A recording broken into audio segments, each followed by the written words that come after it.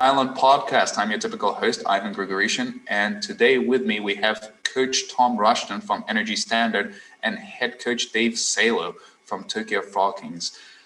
Tom, Dave, hello. Thank you so much for making it here. And you want to say a couple of intro words? You want to maybe introduce yourself to the spectators a little more? Go ahead, Tom.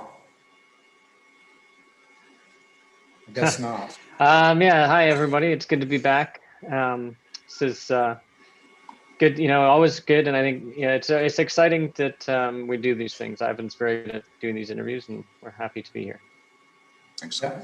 Again, Ivan, thank you very much for allowing us to be part of this. It's always brings back great memories of our bubble in Hungary, and enjoy reliving it. I keep telling everybody that asks me about my experience that I could have stayed in Hungary for another couple of weeks, but Tokyo unfortunately was sent home early. So, but it's great to be a part of the International Swimming League, and I think these podcasts are really helpful to kind of continue that energy. So thanks again. Thank you, Dave. And hey, the next ISL season isn't that far off. It's like a half a year away. We're approaching. But with this being said, once again, thank you so much for making it to this podcast, and let's dive into it.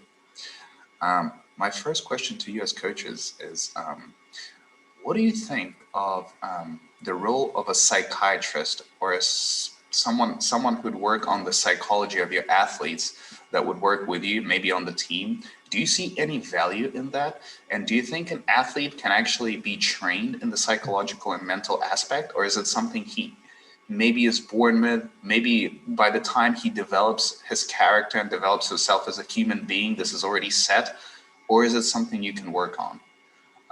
Dave, you want to start?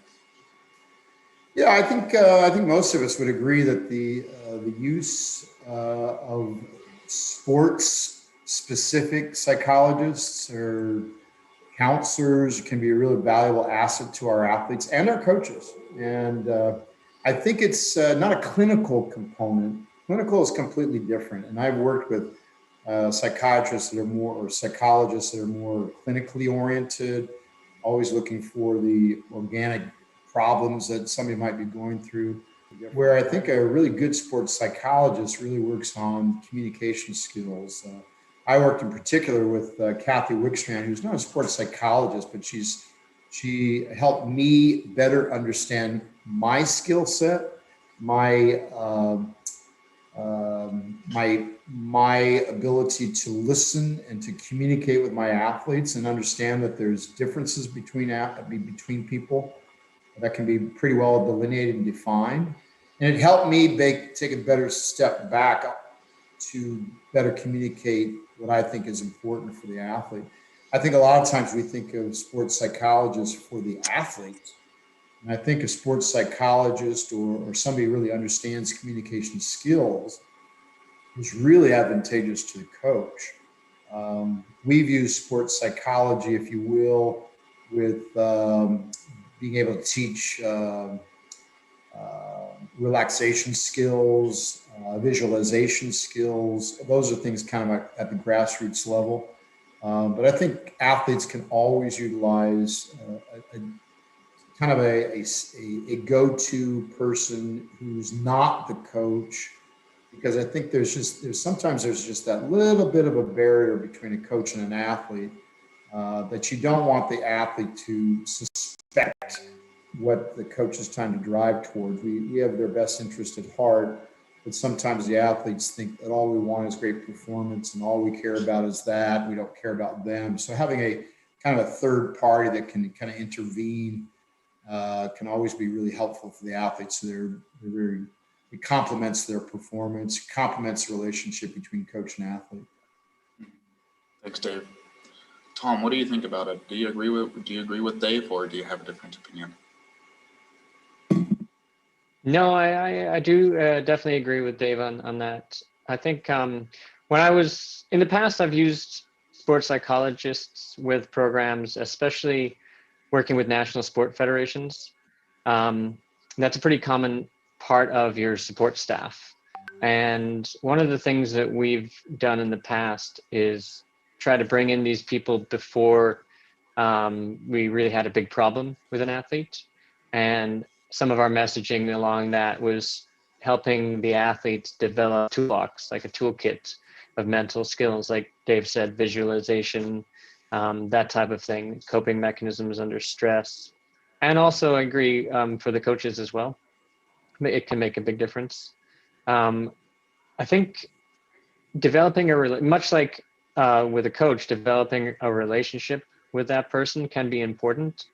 And so it might not be something that you would bring into a team like an ISL team staff, because athletes may have somebody already that they're already working with at home.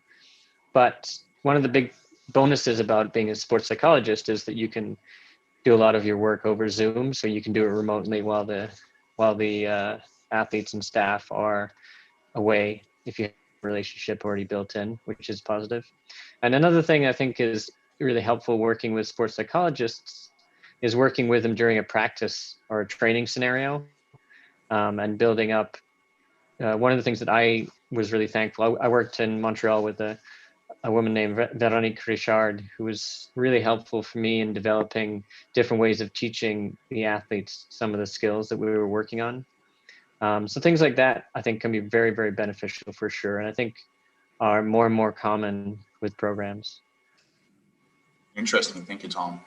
Dave, Tom, you both mentioned visualization as part of the work with a psychologist, sports psychologist.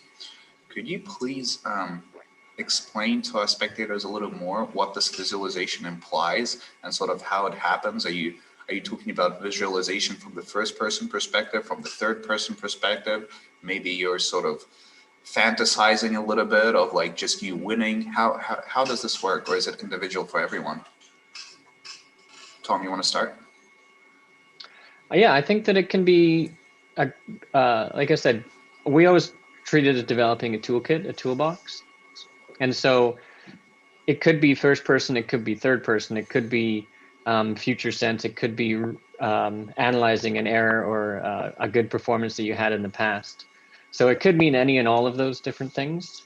And again, this is, something that you would, as a coach, especially, if I was working with a psychologist for the athletes, I would have a plan for the season on where and when we're going to address those things, and try to set up scenarios for teaching moments. Like if I knew that we were coming into a competition where the athletes would be likely challenged and beaten, we might, in advance of that, rehearse some visualization around how that might go, both during the swim, afterwards, just for an example. Same with, imagining a positive outcome, especially towards the end of the season when you want and expect them to succeed. Interesting. Thank you, Tom. I kind of had a chat with Renome Kramavidyoyo, and she uses visualization quite a lot. But something she mentioned is that she never allows herself to visualize herself not winning, doing anything but being the best. Do you agree with that? Is that something that makes sense? Because you just mentioned that from on a scenario where possibly your athlete might not win, might not take first, you probably visualize getting second, third, fourth, or just doing a great swim.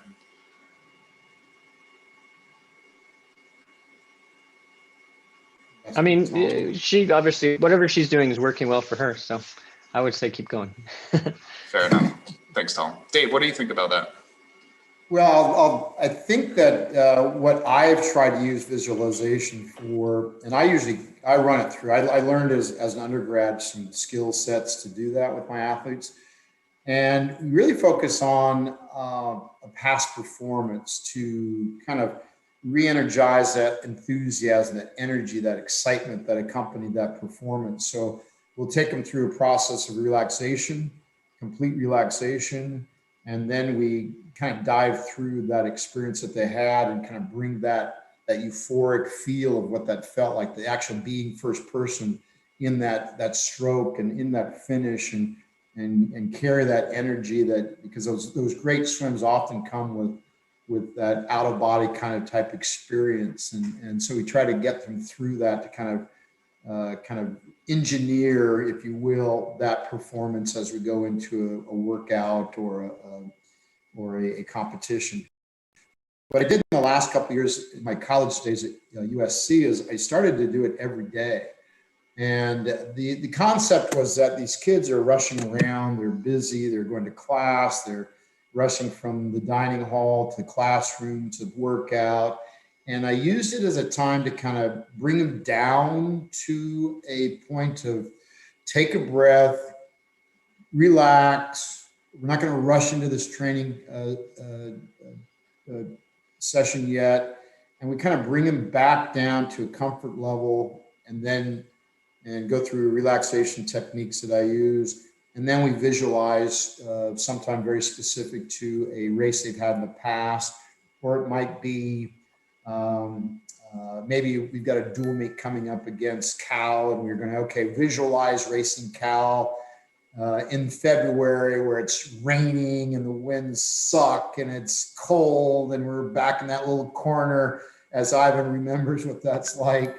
And just get them to kind of embrace the discomfort that's coming their way, so it's not going to be a big surprise. So sometimes it's first person forward, looking at what that circumstance is going to be like, so we can kind of get some comfort level. So when you arrive at the facility and it is exactly as I just described, they're comforted with, okay, we've been through this, we know what to encounter. So but I used it a lot with just kind of bringing the kids down and giving them a chance to kind of relax before they go out into a training session. Because every training session, regardless of your training philosophy, it's going to be hard work, and it's there's a lot of drudgery involved. And if we can kind of calm them going into that session, I think we've had a lot more success doing it that way. Okay, thanks, Dave. So this relaxation.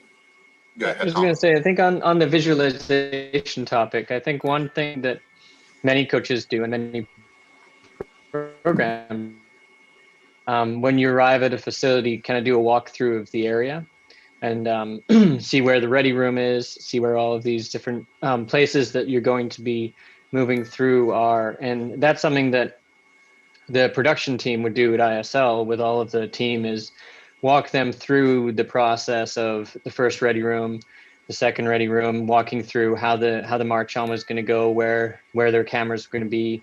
And those things obviously are important from in an ISL perspective. They're important from a production point of view, but they also help the athletes to go through the process of visualization, because they know what's going to happen and what that procedure is going to look like. And it gives them a certain sense of comfort as well. I think that's a really, really, really important issue that I didn't realize how important it was until I had an experience with Rebecca Sony in 2008 at her first Olympic trials with me before the 100 breaststroke. And before the 100 breaststroke final, I didn't give her an awareness of what it was going to be like walking out on that deck with 15, 20,000 people in the stands and all eyes on front and center. And as I watched her go out there for that final, you could tell that she was a deer in headlights, that she was just so distracted by this crowd. And it was my failure. She ended up finishing fourth in that event instead of winning that event. And I apologized to her for not really preparing her for that. And there was I'm not sure how I could have done that, but I just took it for granted that she was prepared and ready to go. She was, until you hit the bright lights, and it's just scary. She went on later to win the silver medal in the 100 breaststroke and the gold in the 200 breaststroke at the Olympic Games. But that experience, I had to own up to that I let her down, and it became part of the process that I would use. Like as Tom just said, you kind of go through that production walkthrough, so they get comfortable about, here's the first ready room, here's the second ready room. You're going to walk up some stairs into the stadium and be prepared for that. So I think that's probably one of the most important pieces to preparation for an athlete that sometimes we forget, and we take it for granted. The athletes are all ready to go and can handle that. And so Tom makes a really, really important point of view that coaches need to keep in mind. Yeah, thank you, Tom. Thank you, Dave. And yeah, totally agreed. And I think it's also important to sort of, just from a perspective of what you're doing on that race day, when it's time to race, knowing your exact route, knowing the exact time you're going to spend somewhere is so paramount because you don't have to worry about this. You know what's coming. You can just worry about your race. You can think about your race instead of being distracted over all these topics. I totally see the value, Tom. If I can add, I use visualization for myself. I kind of visualize like an hour before I get up out of bed. I visualize what my day is going to be like. So I've got it. Well, I'm 62 years old now, so I've got to think these things through a little bit. But I visualize what my day is going to look like, what I'm going to do, and so I'm more efficient with my time. I also visualize my training sessions.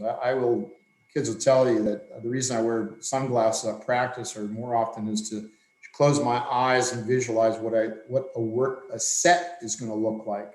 So I put a lot of details into my set, and I've got to visually think it through to make sure it's going to work and what I'm after, so that as I see it being done by the athletes, I can go, that's what I want. That's not what I want. I want it to look more like this. And I do a lot of that. And I think it's really helped me be a more efficient coach, to kind of run through that visualization of what my training session is going to look like and know what the expectations are. So coaches, if you can utilize these skills a lot to help them present their methodology a lot more clearly. Thanks, Dave. Yeah, that is actually mind blowing. I never thought about it myself, but it makes perfect sense. Probably for a coach, it's even somewhat more important because you must have the exact understanding of how the practice is going to run and what you want from it.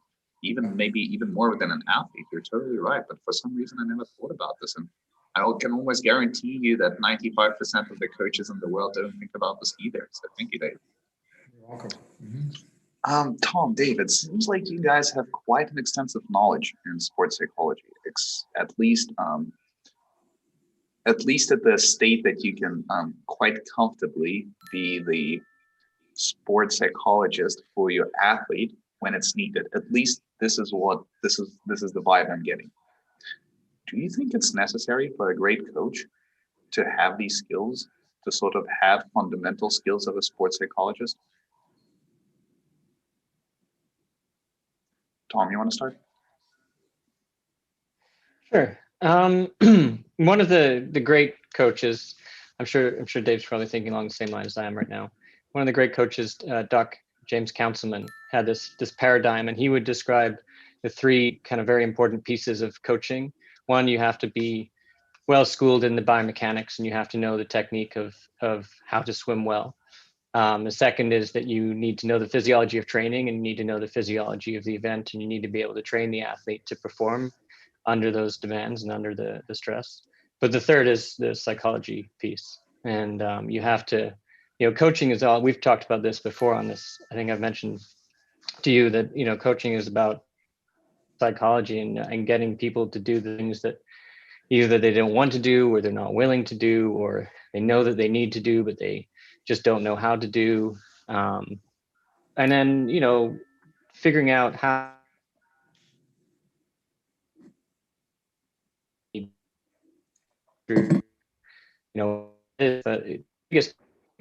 biggest thing about coaching is the psychology piece sometimes.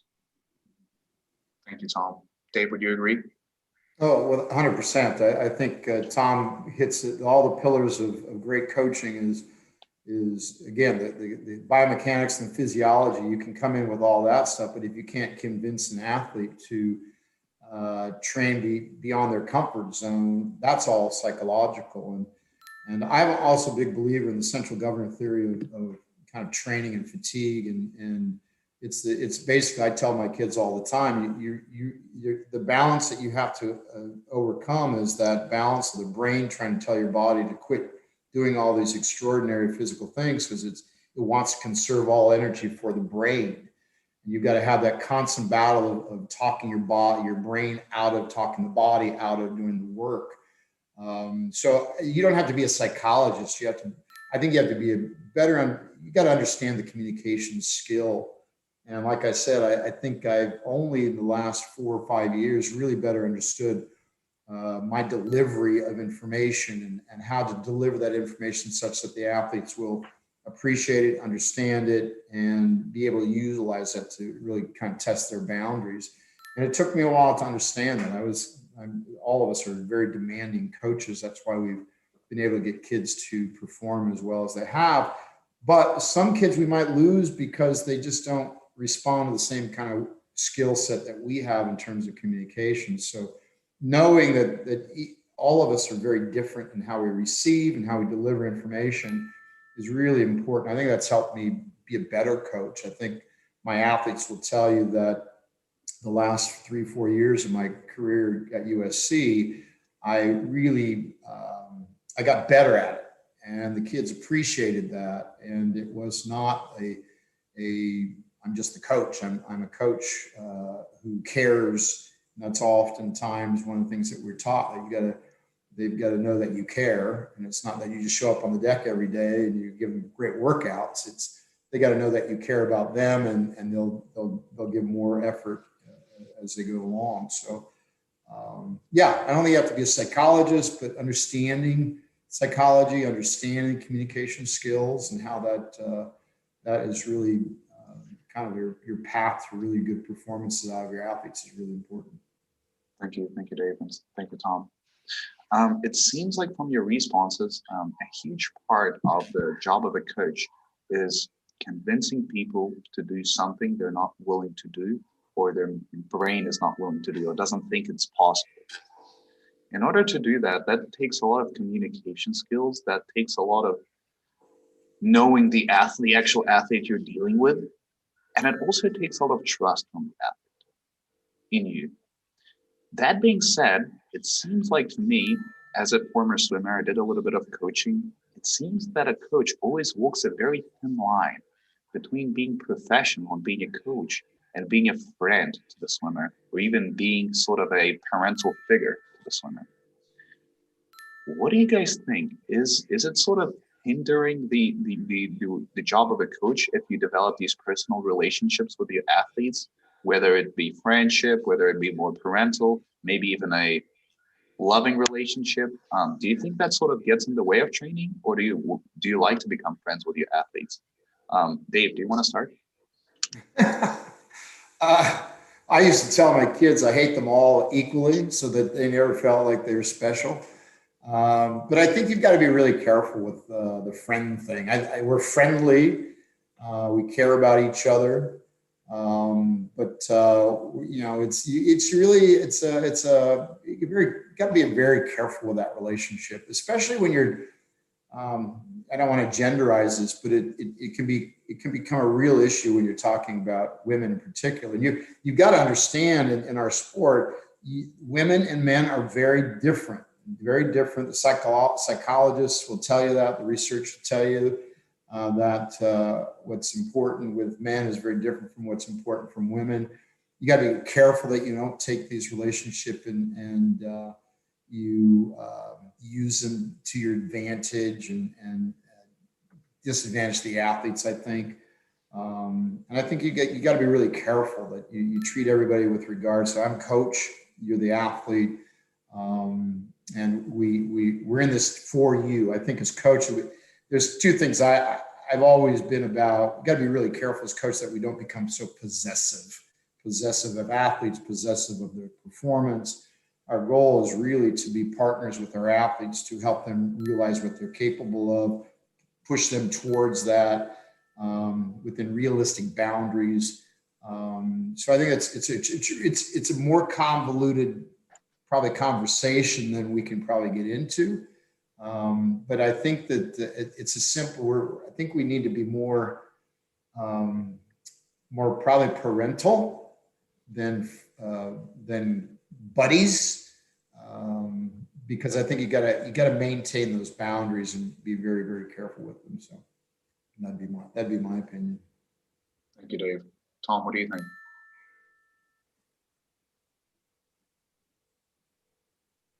Tom might have frozen a little bit, but Dave, can you sort of outline some of the?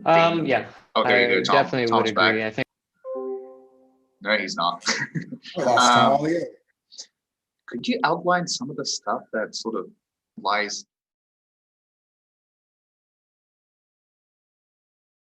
Well, again, I think that sometimes there's being manipulative. athletes can be manipulative over their coaches. Coaches can be manipulative over their athletes as well, depending on what their goals are. If you've got an athlete who thinks they're really friendly and tight with the coach, they can manipulate the coach in terms of changing that relationship, the coach-swimmer relationship. And we got to be careful not to let kids kind of drive us to not do what we think they need to do. We've got a lot of experience, and we have a pretty good sense of what each athlete should do for their training and preparation for being great performers. But you got to be careful not to let an athlete manipulate you to back off that track. And I've had some really, really outstanding athletes that I've had to stand firm about what they're going to do and how it's going to be done. And you talked about trust earlier, and I think that's the cornerstone of the relationship between coach and athlete, is that you've got to, especially when you're talking about an older athlete, the ISL athletes or postgraduate athlete, you have to sometimes just tell them, look, just don't question, just trust me. I had that occasion with Os Maluli when I started coaching him in 2006. And when I first started coaching him, he would come in a couple days here and there, and then he would disappear, and then he'd come back. And after about a month of that, I stopped him before he got in. I told Os, you can't swim with me anymore. And he looked at me just like, what do you mean? I can't swim with you. And I said, look, I'll coach you, and I'll coach you to be really good, but you're going to do it my way. And my way is you come every single day, you do what I ask you to do, and most importantly, you just have to trust me. And he looked at me like, are you kidding me? I'm really good. And he said, we just agreed that you have to trust in my ability to coach you, and if you do, I think we're going to go really far. And he went on to win a few gold medals. But that trust component, it worked out really well. The trust component's really, really important. We're friendly and we're friends, but there are times I had to ask him to do things that are very difficult. And it's tough to have a friend do something that's hard. But if you're a coach and you can separate yourself out from that, I think it works. Look, Tom will say the same thing. We've gone to battle with athletes sometimes, and we have to be as unemotional about it as we can be. And otherwise, it just doesn't work very well. So I've had enough stories, and Tom can tell you stories about going toe to toe with somebody, and sometimes you win, sometimes you lose. But you got to stand your ground about what you believe as a coach based on all your experiences, what's going to work for an athlete. And you may not get it right, but you're more hopeful. The odds are on your side that you've had enough experience to help somebody do what they're trying to accomplish. Thank you, Dave. Tom, you're back with us, right? I believe I'm back. Perfect. Tom, tell me your opinion. Can a coach and athlete be friends? Maybe a parental figure, maybe a lover. How do you see that?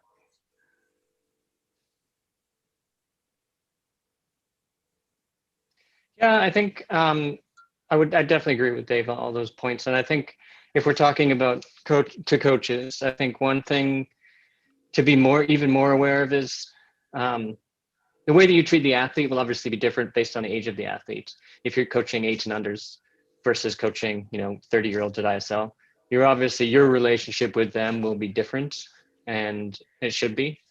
The way you communicate with them will be different, and it should be.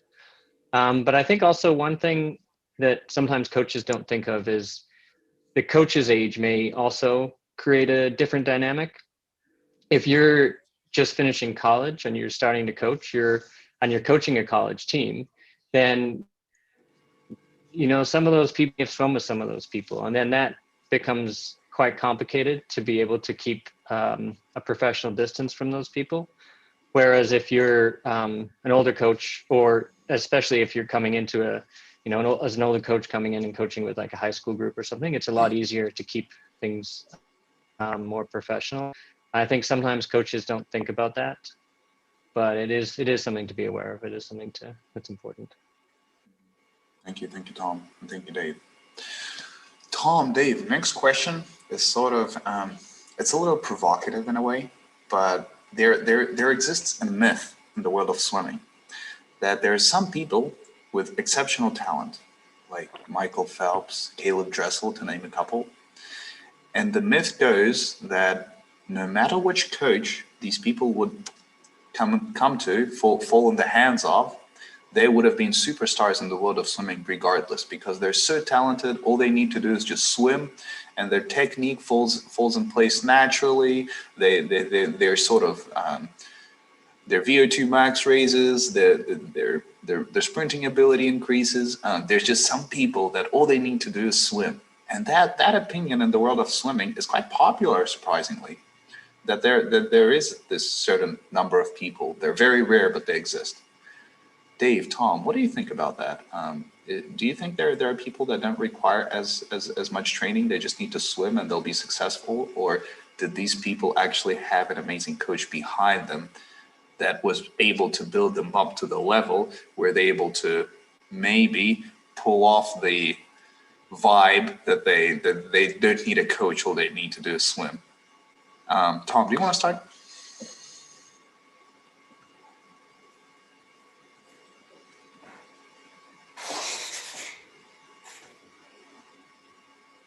Tom, can you hear me? All right, Dave, do you want to start then?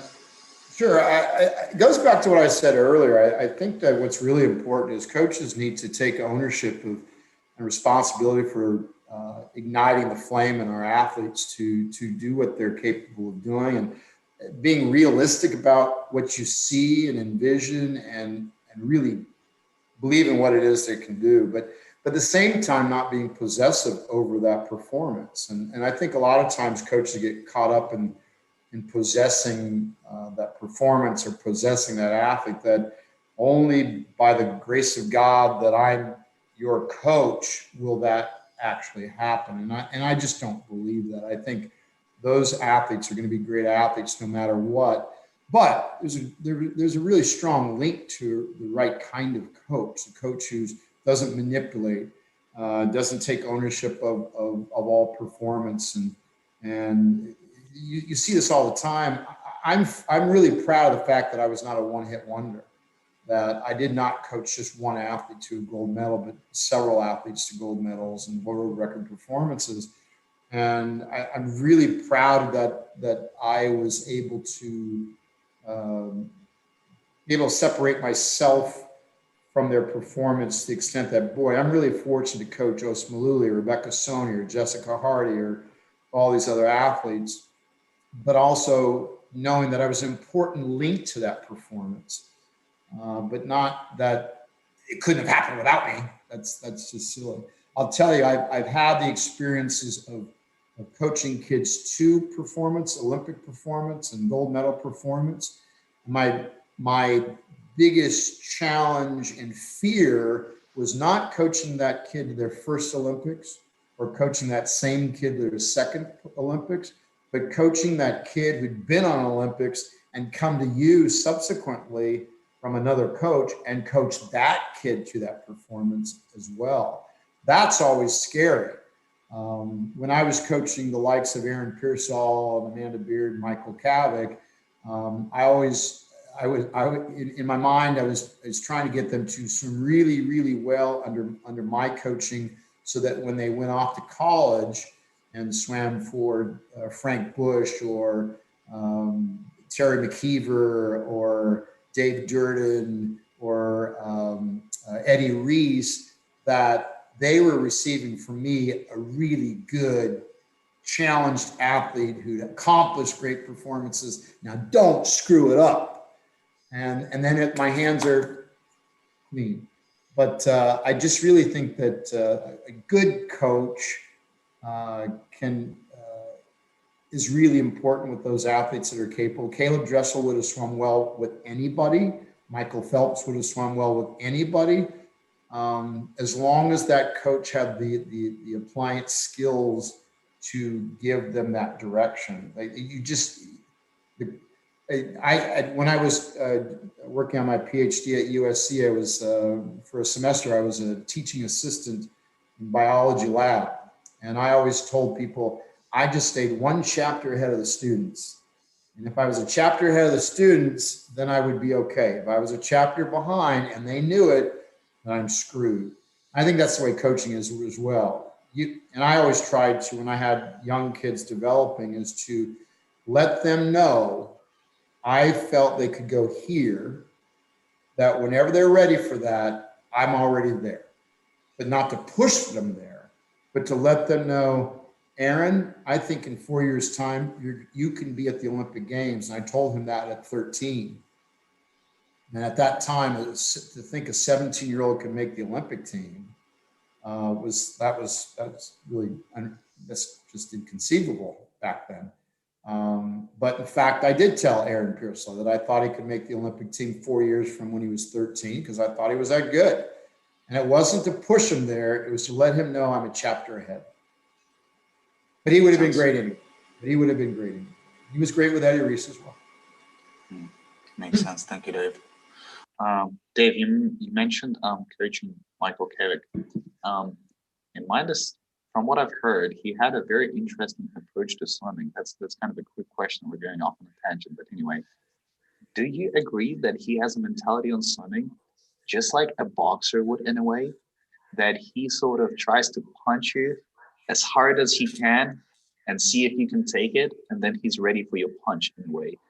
What I'm referring to is sort of his style of swimming. He would take it out as hard as he can and see if anyone can hang on and catch him in the second 50 of that 100. Do you agree with that mentality? And is that something you cultivated? Michael was an interesting kid. He's probably one of the most talented, just naturally talented athletes I ever coached. He didn't always like to do the work.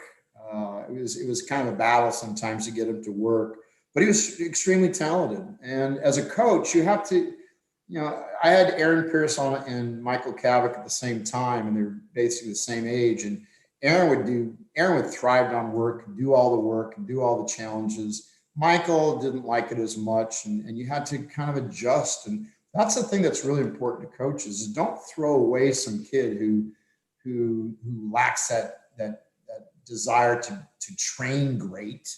You got to find out how to manipulate your training to get them to work hard and do it well. Jason Lezak I coached as well, and Jason was a lot like Michael, pretty talented. He didn't really like to work the way I wanted him to work, so I had to find ways to get him to work where, as we talked about with Tom earlier, understanding the physiology, understanding the mechanics, and then influencing how they train consistently enough to drive performance. So, Kevick was more like when he was up and ready to go, and he was really good when he felt good and ready to go. Aaron would be good when he felt like crap. And but from coaching standpoint, it was kind of fun, difficult at times to work with such like dichotomous kind of both ends of the spectrum in terms of athletes who could be really good. So Aaron, Mike was kind of, I'm just going to go, try to stay up with me. Yeah. Go ahead. Whereas Aaron was like, I don't care where you are, I'm going to finish off and beat you. Makes sense. Wow, that's a very interesting perspective. Thank you, Dave. Tom, are you back with us? It's got a great picture, though. He does have an amazing picture. I didn't know he took it. Not the greatest here, but boom, I can hear Tom. That is amazing. Tom, can you voice your opinion? Is there athletes in this world that sort of don't need coaching guidance as much? Maybe like Caleb Dressel or Michael Phelps? I'm still here, I think. Maybe no. I can hear you perfectly. I think there's athletes who are very talented and probably could be successful with different coaches, but that, for instance, Michael Phelps.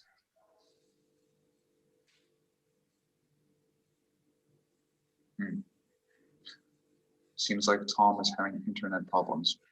Tom, are you back?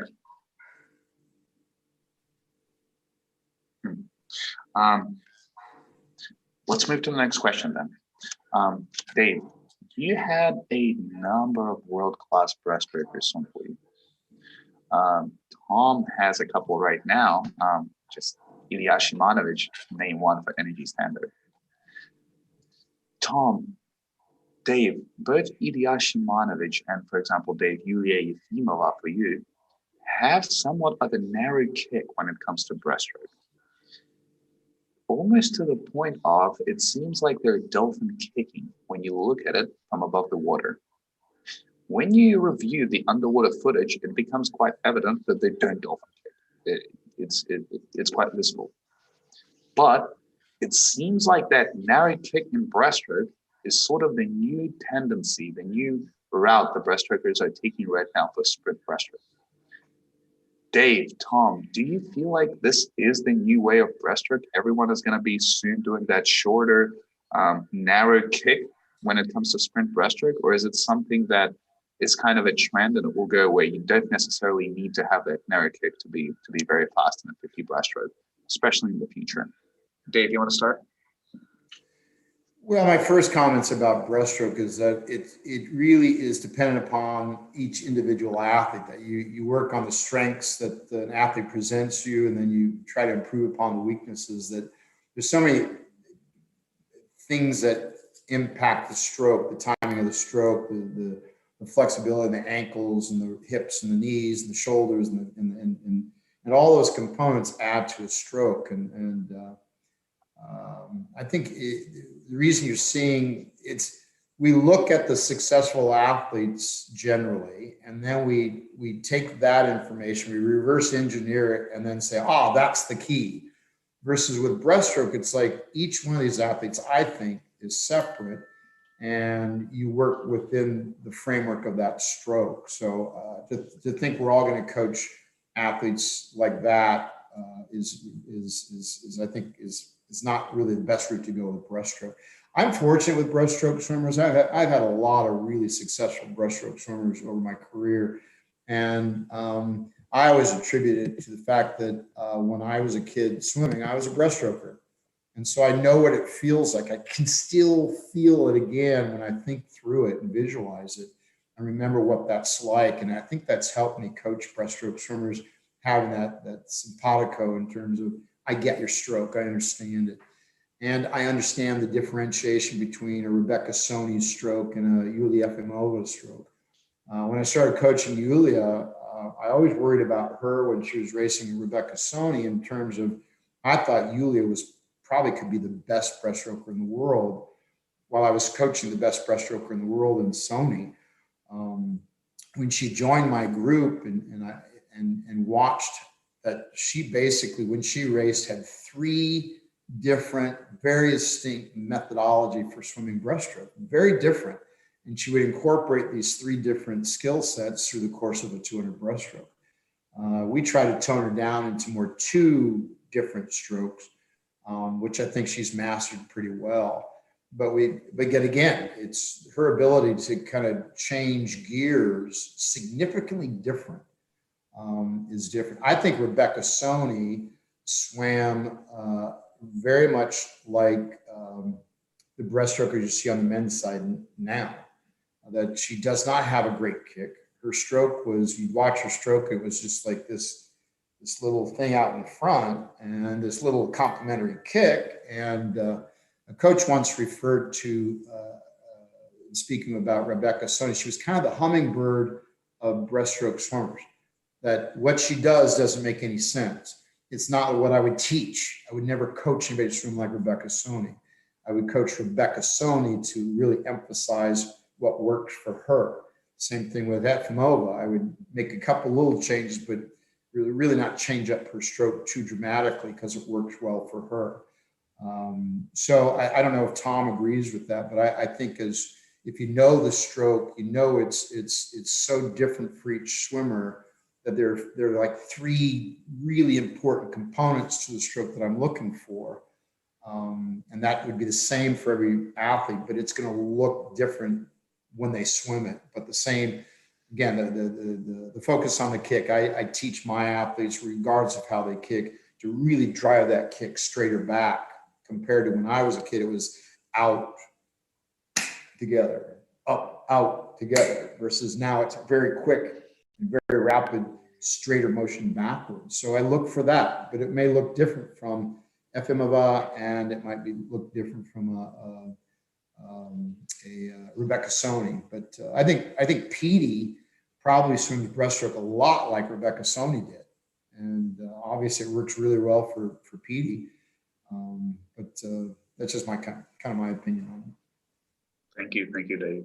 And yeah, you have another swimmer on the Take Your Frog Kings roster that has a very unorthodox stroke. And now, after hearing this, it almost seems like you're the perfect coach for her. I'm talking about Leah Smith. When you can compare her to some of the other long distance swimming girls, she seems like her freestyle is a little bit choppy, it's a little bit clumsy, but hey, she pulls it off. And in my opinion, after speaking to Leah about it, she told me that this is the way she's been swimming freestyle since she was a kid. And then with her coach, she kind of worked on developing it a little bit more, making it more sound technically, but it's still that same freestyle, what she learned when she was 7 or 8 years old. You're a type of coach that believes she doesn't need to change much, right? If it works for her. There's no sort of ideal freestyle that she needs to chase. Well, I think that, I only coached Leah during the ISL league, obviously, but I recruited Leah out of high school, and her stroke has changed from what it was in high school. And high school was a lot more choppy, but I think, I don't know where Tom stands on freestyle, but there are, again, some components on freestyle that I really believe in. That one of them is accelerating that stroke. I call it past the pockets. If you had pockets in your suit, you'd be accelerating past your pockets into the recovery. And I think that's where Leah has changed her stroke dramatically. It used to be pretty choppy. She would recover more from the elbow versus the wrist, and she has lengthened it out. But again, I think for me as a coach, there are a few different components I look for in each stroke that are the same, but they're at the same time within the framework of each athlete, they're incorporated just a little bit differently. So, but Leah has changed probably more so than she realizes, but she really has exited into the recovery from the wrist a little bit more than what it was when she was in high school, which was more elbow driven. But she's a trooper. She's great. She's a great kid. Thank you, Dave. Tom, are you with us? I believe so. Perfect. Tom, what is your opinion? We're talking about back to the narrow kick and breaststroke, something your swimmer Yashimanovic utilizes pretty well. Do you think it's the new route for breaststroke, especially the future sprint breaststroke, or is it something of a trend and you don't necessarily need to follow the narrow kick tendency right now? Yeah, I think similar to what Dave was saying about the freestyle and about, and there's things that you need to. There are basic tenets of a stroke, and of course, is manipulation and breaststroke. Tom, I'll have to pause you here because the internet quality is quite low. We can't hear you, sadly. Okay. Maybe try to fix it, and we'll move to the next question and try to catch you there. And the next question is, it's going to be one of our last ones, but I really want to hear your opinion on it. Something that has been sort of a dream in swimming, and I almost want to say sort of a myth that someday it will happen, but the day has not yet come. And this is sort of the ideal, perfect, fast stroke for swimming. And I'm not talking about butterfly, backstroke, breaststroke, or freestyle, something else. And that's something else I'm talking about is potentially freestyle pull, butterfly kick.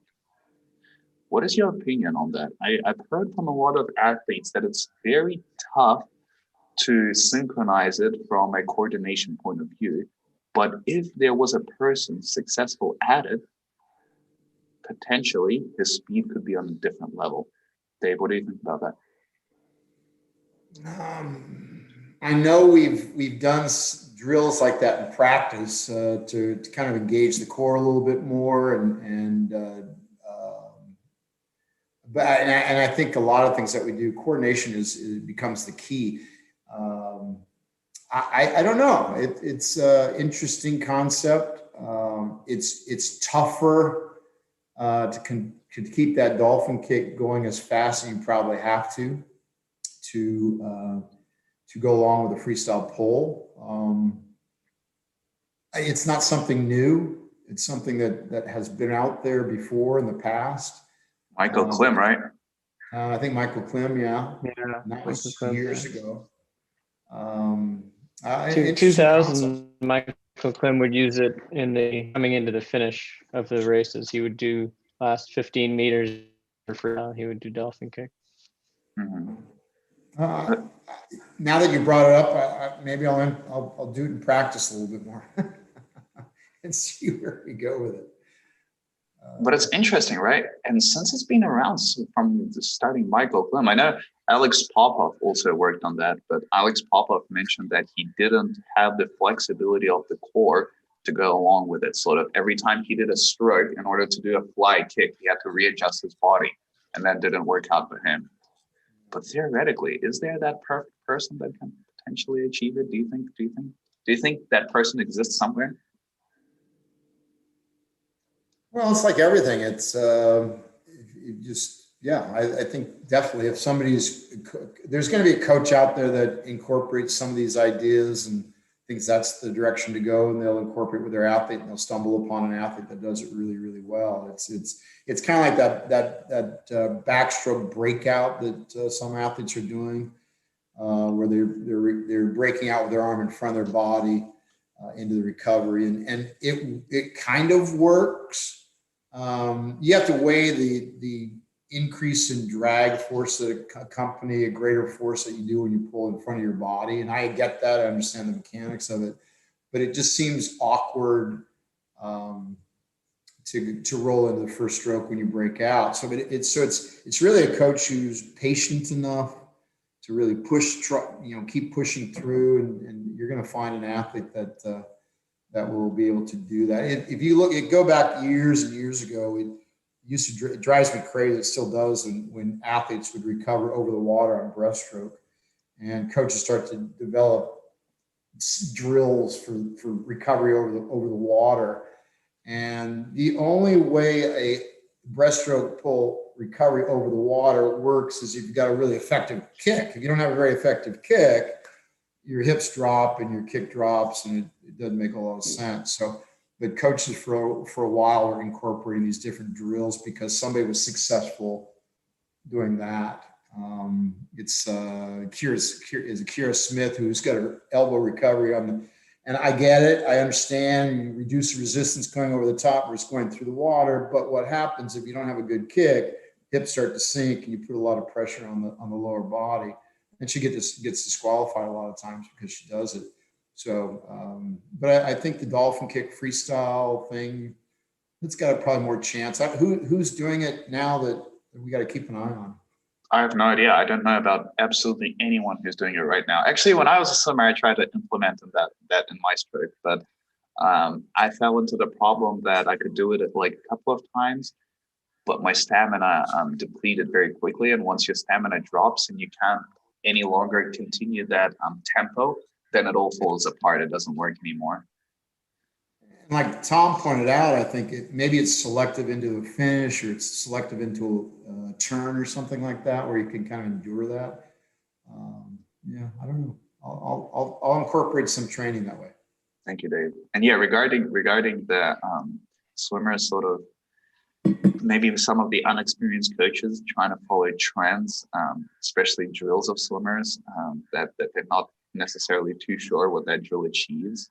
And they tend to somewhat ruin the experience for the kid. I've seen back in Moscow, kids, the Ryan Lochte drill, where he posted a video where he just spins his arm very fast doing backstroke, and he kind of sits up.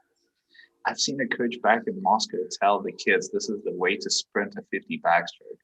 And we had a bunch of kids sit down and sort of try to go through, and be 10 seconds slower for no reason was absolute madness. Well, you bring up a really important point. A lot of times, the developmental coaches who are really motivated to get their kids to learn well, we take an adult elite athlete stroke and we try to downsize it to an introductory level of swimming, and I think that's the wrong approach. You got to do age appropriate and skill appropriate work. One of my pet peeves is teaching butterfly. We know if you watch butterfly swimmers underwater, Michael Phelps, or a really good athlete, you'll see that there's two kicks per stroke cycle. And so you introduce that really early, and what kids do is they stop their stroke to accommodate these two kicks. And I make my age group coaches coach from the hips up instead of from the legs up. And what I mean by is don't teach them two kicks per stroke. Teach them to pop the hips on the catch in front and just feel the flow of the stroke. Don't even teach the kick with the stroke. And when you do that, kids will stop in front to kick, pull, stop it back to kick, stop the kick, pull, stop the kick. And if you teach them early on that process, it takes them for years to get over that. So if you just teach the hips connected to the upper body that flow through, the second kick is natural. It's a very natural flow to the stroke. So you don't even teach that. But again, we try to teach how Michael Phelps swim versus how the 8-year-old should swim. So I think you got to be really careful with that kind of stuff with developmental kids. Thank you, Dave. And wow, you're absolutely right. I can recall right now when I was 9-10 years old and the coach telling me, look at Michael Phelps' video, his two kicks are equal. This is what you have to achieve because this doubles your kick effort. Because if your first kick is that powerful and your second kick is that powerful, it's twice as fast, but it doesn't always work that way. Yeah, they can learn that when they're 14, 15, 16, but not when they're 7, 8, 9. Thank you, Dave. Tom, if you're back with us, could you please voice your opinion on freestyle pool butterfly kick? Yeah, hopefully you can hear me. I can hear you perfect. I think that there's, like we said, there's a finish that it might be helpful. And then the transitioning from obviously the best athletes are doing dolphin kick off the wall, and then choosing the point at which you do that transition. I think if you're very good at dolphin kick, maybe you actually do 1 or 2 strokes of freestyle with the dolphin kick. So you transition a little bit later. That could also be something. And that's something that, you can incorporate that straight arm breakout technique. And I think some sprinters do that already. So I think Caleb does something similar, right? Yeah, I believe so. I think kind of bridging it from the walls, kind of bringing it in from the end and the beginning. And maybe if we get better and better at that, maybe at some point it meets in the middle and it's the whole thing. But like you were saying, I think right now it's not something that's sustainable throughout the entire race. But. Thank you, Tom. Dave, Tom, I know you're busy coaches and I don't want to keep you here for too long, but there's one question I still want to ask before we part ways. And that's a very important question in my perspective and something coaches don't get asked that much, but I think it's very interesting in the personality of coaches. Dave, Tom, why do you coach? Don't you feel sort of that being former swimmers, did you feel the desire to sort of get in the water and swim yourself? Did you have the sort of that nostalgia that happens when your swimmer performs very well? Why do you do this? Why do you dedicate your life to coaching others? Tom, do you want to start? Yeah, I think I do. To kind of answer the second part of your question, I sometimes will get in the water and swim a little bit. I find it actually helps me as a coach to think about a drill or to think about even just skills that the athletes are working on. When I'm in the water, I can kind of imagine what I'm trying to encourage the athletes to do, and maybe it gives me a different perspective. And I also find that it helps me to be a little bit more creative in some of the training sessions that I do. But I tried a couple of different jobs, and one of the things that I think is different about coaching is that you can still have that competitive outlet that athletes and all sports people have. And you can continue to, manage that and be competitive even after you finish personally competing. And then there's also the fact that I really wasn't that great of a swimmer, and I'm much better at coaching. So I think I'm just going to stick with the coaching. Fair enough. And Tom, just a quick question. What were your events when you were a swimmer? I was kind of a 200 back, 200 fly, 400 IM, kind of one of those. I didn't really have any good events, so I did them all. You were ones of the thrive in pain. I get it. Yeah. And yeah.